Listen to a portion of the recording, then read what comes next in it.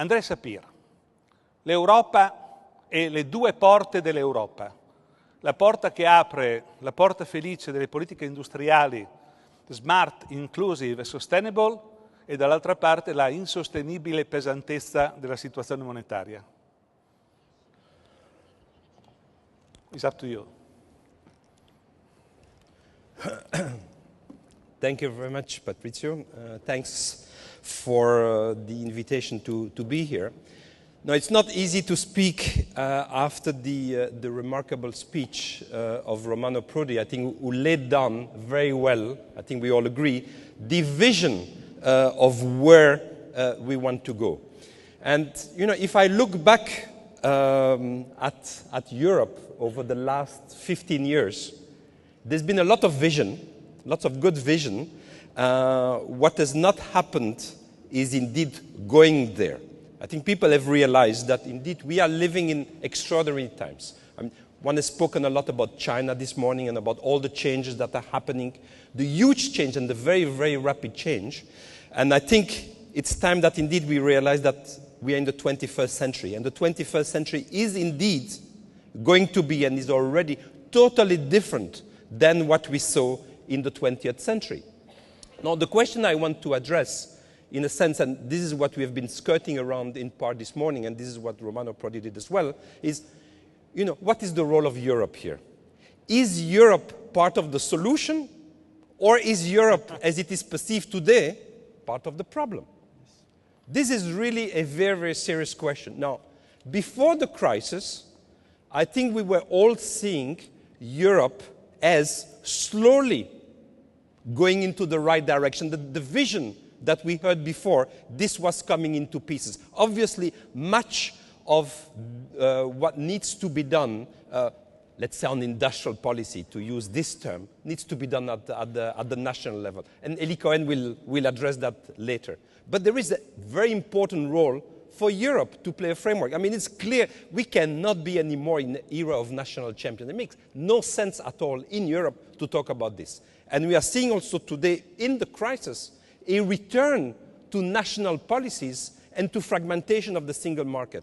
And this is coming out of reaction for the depth of the crisis and the understanding that, well, there is no European solution. So if there needs to be a solution, they are at the European level.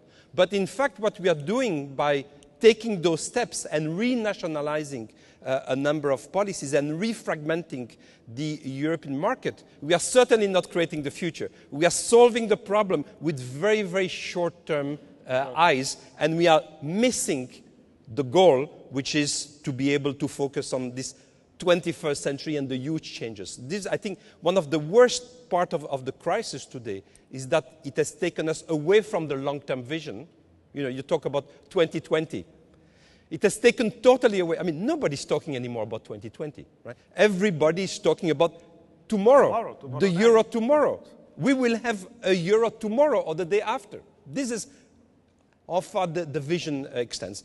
No, this is absolutely terrible. No. One of the elements of the vision that one had, and I think Romano Prodi was certainly one who articulated extremely eloquently when he was the president of the European Commission, is to see the role of the enlargement of Europe, the new member states, as being a fantastic opportunity for creating those supply chains inside Europe. And this diversity that we have inside Europe was indeed this huge opportunity not only for the new member states to create a framework for their own convergence, but to transform the whole of Europe. Now, what can we say today about this vision that was clearly laid out and where there was going to be a reorganization of Europe and those supply chains created, pan-European, going to be created? What happened 10 years later? I would say that to some extent it occurred, but there are two key problems. Now, where it occurred is clearly Germany, on the one hand, with the small countries around it, the Benelux countries, Austria, and also the Scandinavian countries. Those countries, they did seize the opportunities created by this enlarged single market with the new member states and the possibility of reorganizing supply chains in Europe. I think the transformation of Germany in the 2000s is very much linked to that. When you look at how much exports and how much imports have increased in Germany, how much they took advantage to relocalize some of the segments of production, so this fragmentation of the process of production, where German firms have played a very crucial role. But you can see the same thing in Netherlands, in Belgium, in Austria. All of those, they've played this very, very important role. Now, this came only because indeed there were also in those countries the investment that we talked about this morning, that were the social investments that were in education, in the social models. Let's call it the social investment.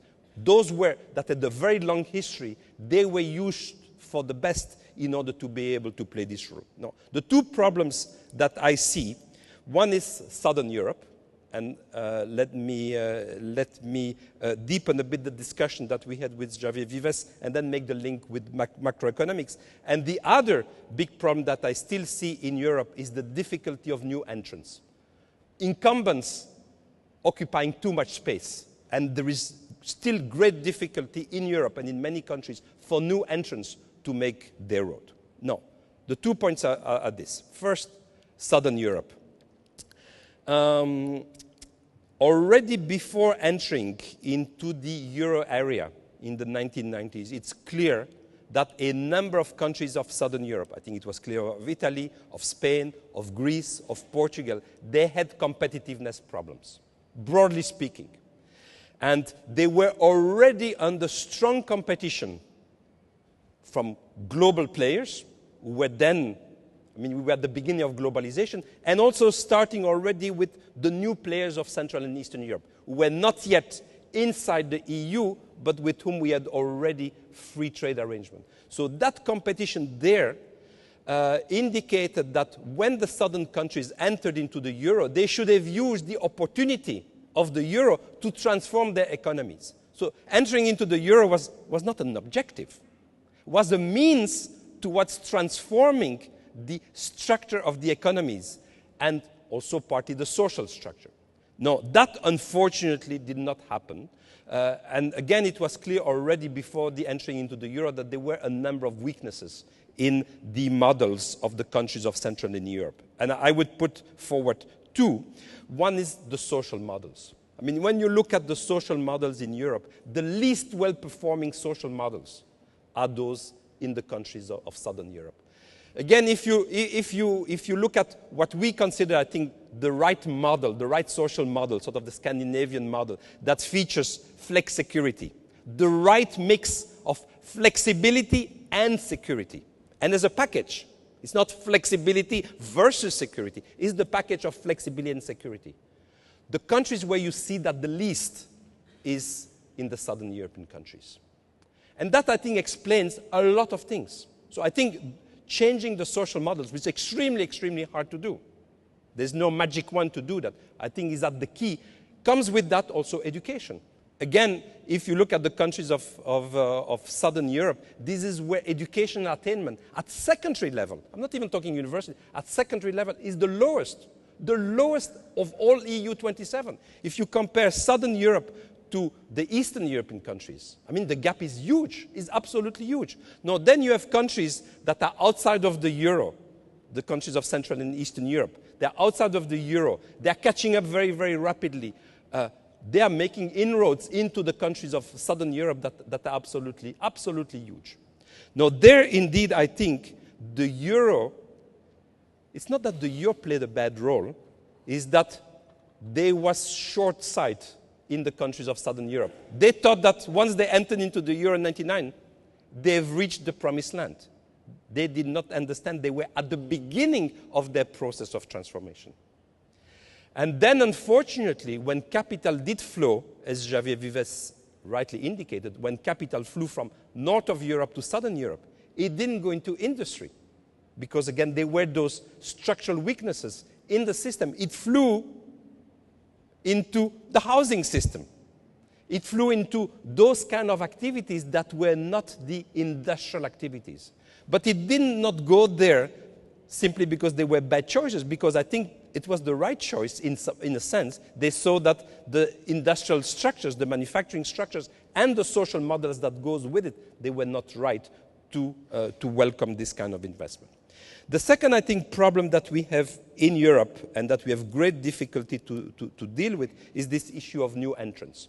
We have spoken this morning about innovation. Let me give you a few numbers about the comparison between Europe and the United States in the role of young firms, and by young firms I mean firms that were born after 1975, so relatively young.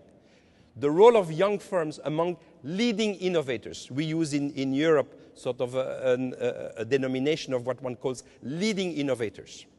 Now, what is a key problem in Europe is that young firms don't play a very large role in the leading innovators. Let me give you numbers. In Europe, among the leading innovators, only 20% are young firms. And remember, young, I mean firms born after 1975. In the United States, it's not 20, it's 52%. If you look at total R&D of leading innovators, in Europe, young firms only account for 7%, as opposed to 35% in the United States. And then if you look at sales, it's only 5% of total sales accounted by young leading innovators compared to almost 20 in the United States. So I think this remains a key problem in Europe, the issue of churning, the churning process. And that's why I think that the single market and everything that goes around that, indeed competition policy, and that's why Europe is indeed the answer to many of our problems.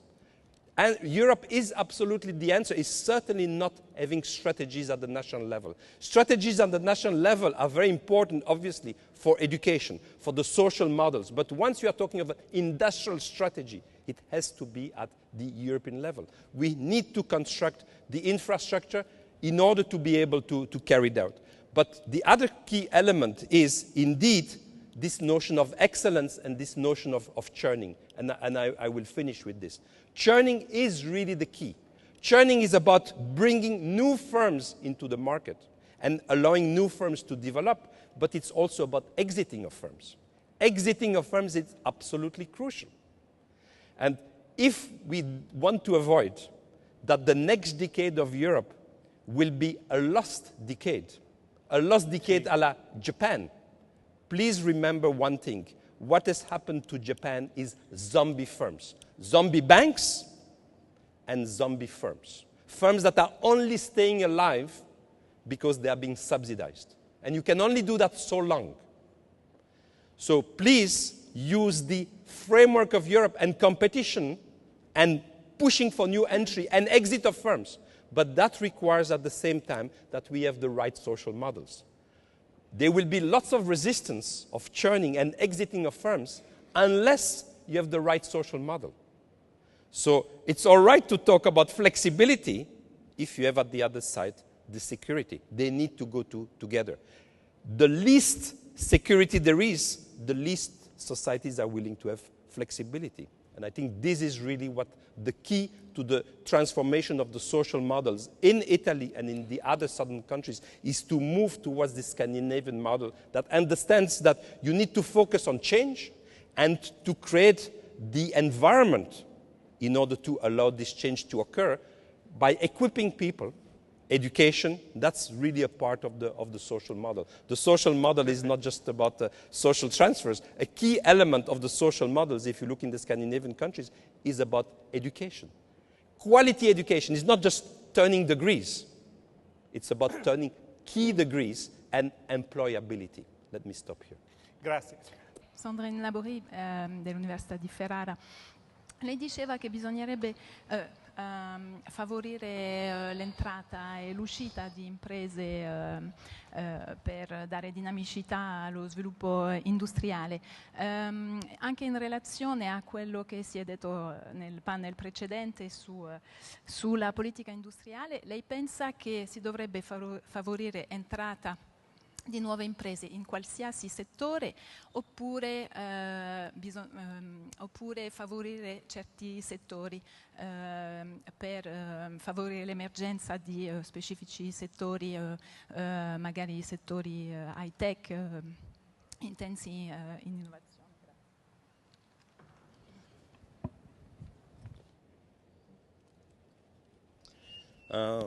I'm not in favor of selecting sectors, frankly, because I think that innovation can be done in high-tech sector and can be done in so-called traditional sectors. So I really don't know what is a high-tech sector and what is a sector of the future and what is a sector of the past. I think we have lots of traditional sectors with this huge amount of innovation, and I think we have to build on this. So it's not because it's traditional that it's by any means something of the past. It can be revitalized and be turned into something of the future. So I'm very much in favor of having indeed the policy focusing on the young firms and the innovating firms. And I think this is something that Europe can help also. I think if we had a system where at the European level, one were making selections. I mean, we are doing this for research now. We have created at the European level the European Research Council. Now, all university professors know that, and all recognize that the European Research Council is a label of quality. There is this selection, again, using pan-European competition in a sense, and searching in this huge market of 500 million people, where are the best researchers? And it's a question also of incentive and giving this framework. I think we can do the same thing for innovative firms. One can have mechanism, one could have a European agency of innovation that does exactly the same thing for young innovative firms.